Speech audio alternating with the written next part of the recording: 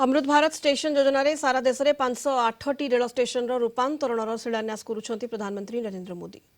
एथिरे रहिछि ओडिशार 25टी रेल स्टेशन। रेल मंत्रालय की सराहना करता हूं और सभी देशवासियों को बधाई देता हूं। साथियों, आज पूरी दुनिया की दृष्टि भारत पर है। वैश्विक स्तर पर भारत की साख बढ़ी है। भारत को लेकर दुनिया का रवैया बदला है और इसकी दो प्रमुख बातें हैं, दो मुख्य वजह हैं। पहली, आप देशवासी, भारत के लोगों ने करीब करीब 3 दशक बाद, 30 साल बाद देश में पूर्ण बहुमत की सरकार बनाई। वो पहली वजह। और दूसरी वजह है पूर्ण बहुमत की सरकार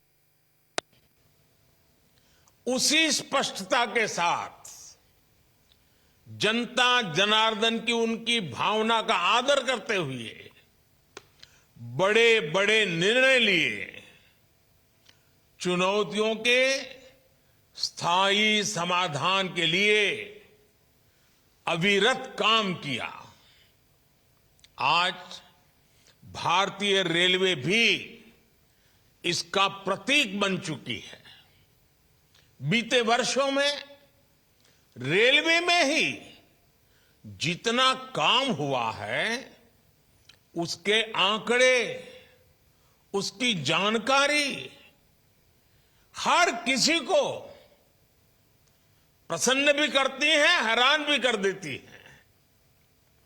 जैसे दुनिया में south Africa, Ukraine, Poland, UK और स्वीडन जैसे देशों में जितना रेल नेटवर्क है, उससे ज्यादा रेल ट्रैक हमारे देश में इन 9 वर्षों में बिछाए गए हैं।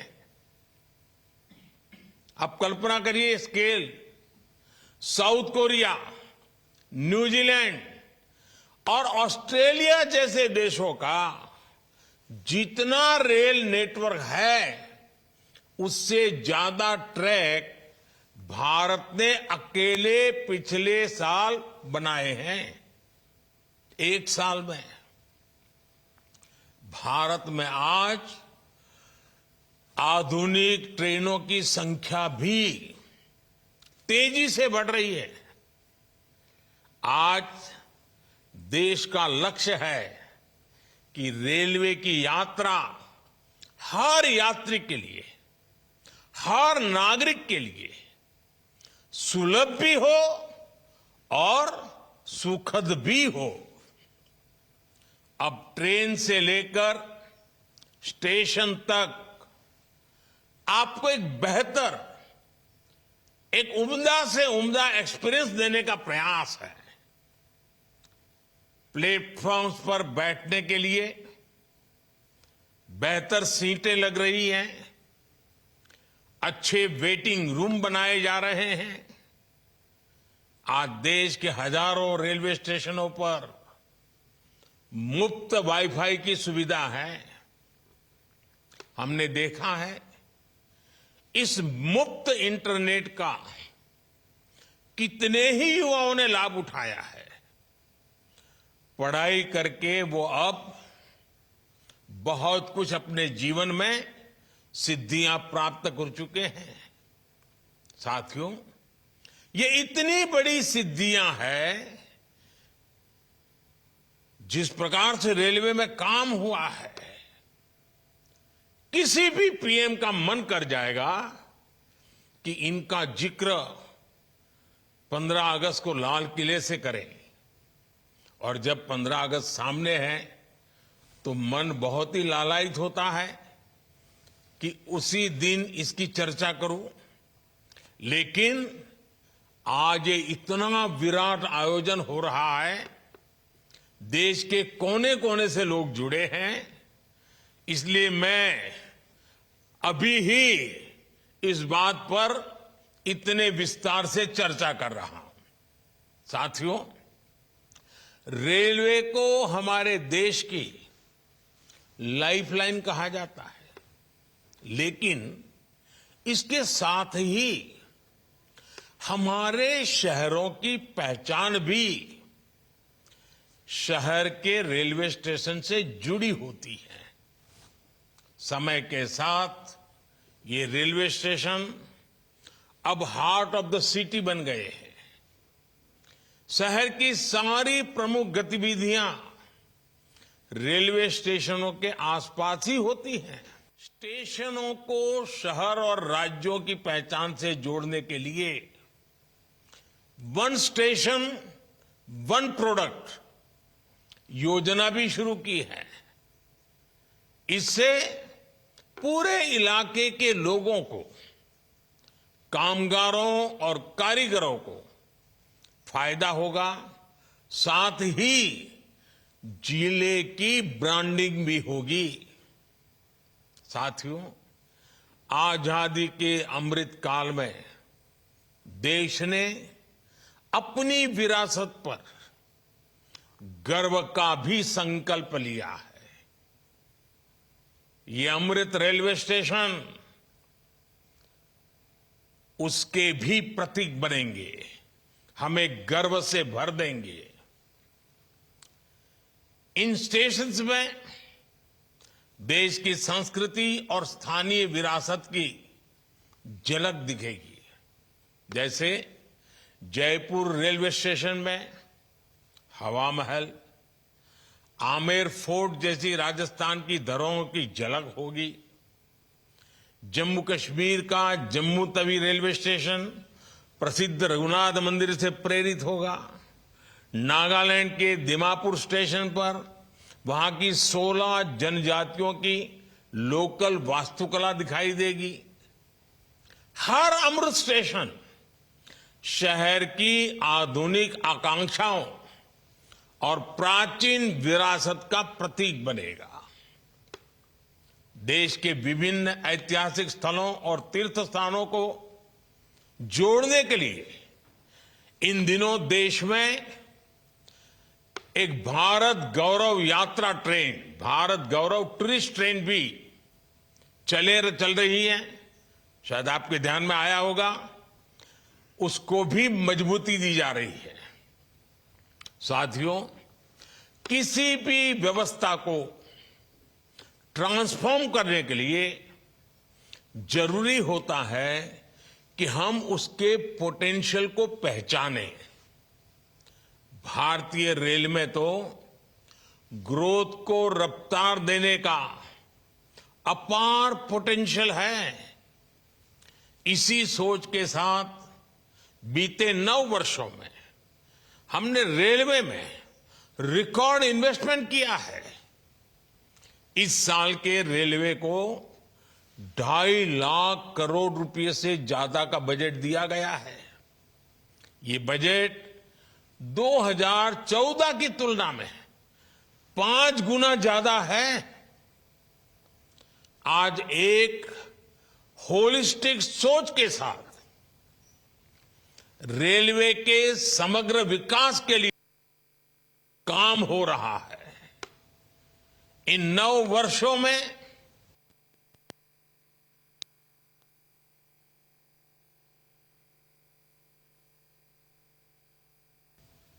आज देश में पहले की अपेक्षा 13 गुना ज्यादा HLB कोच बन रहे हैं। साथियों, नॉर्थ ईस्ट में रेलवे के विस्तार को भी हमारी सरकार ने प्राथमिकता दी है। रेलवे लाइनों का दोहरीकरण हो, गेज परिवर्तन हो, इलेक्ट्रिफिकेशन हो, नए रूट्स का निर्माण हो, इस पर तेजी से काम किया जा रहा है। जल्द ही पूर्वोत्तर के सभी राज्यों की राजधानियां रेलवे नेटवर्क से जुड़ जाएगी। नागालैंड में 100 साल बाद दूसरा रेलवे स्टेशन बना है। नॉर्थ ईस्ट में नई रेल लाइनों की कमीशनिंग भी पहले के मुकाबले 3 गुना ज्यादा हो रही है। साथियों, पिछले 9 वर्षों में 2200 किलोमीटर डेडिकेटेड फ्रेट कॉरिडोर भी बनाए गए हैं। इसकी वजह से माल गाड़ियों के ट्रेवल टाइम में काफी कमी आई है। दिल्ली एनसीआर से वेस्टर्न पोर्ट तक, चाहे गुजरात के समुद्री तट हो या महाराष्ट्र का समुद्री तट हो, पहले से जो सामान ट्रेन से पहुंचाने में एवरेज औसतन 72 घंटे लगते थे, आज वही लगेज, वही सामान, वही गुड्स 24 घंटे में पहुंच जाता है। ऐसे ही दूसरे रूट्स पर भी टाइम में 40% की कमी आई है। ट्रैवल टाइम में कमी आने का मतलब है कि मालगाड़ियों की गति बढ़ी है और सामान भी अब ज्यादा तेजी से पहुंच रहा है। इसका बड़ा लाभ हमारे उद्यमियों, कारोबारियों और खास करके हमारे किसान भाई बहनों को हो रहा है।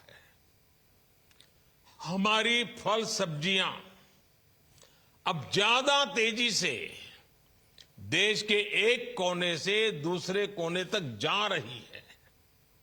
जब देश में इस तरह का ट्रांसपोर्टेशन तेज होगा तो उतनी ही तेजी से भारत के जो उत्पाद है, हमारे छोटे मोटे कारीगर, हमारे लघु उद्योग जो कुछ भी उत्पादन करते हैं, वो सामान विश्व बाजार में भी तेजी से पहुंचेगा।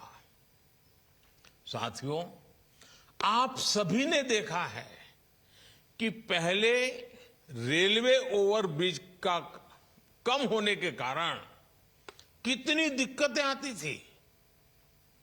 2014 से पहले देश में 6000 से भी कम रेलवे ओवरब्रिज और अंडरब्रिज थे।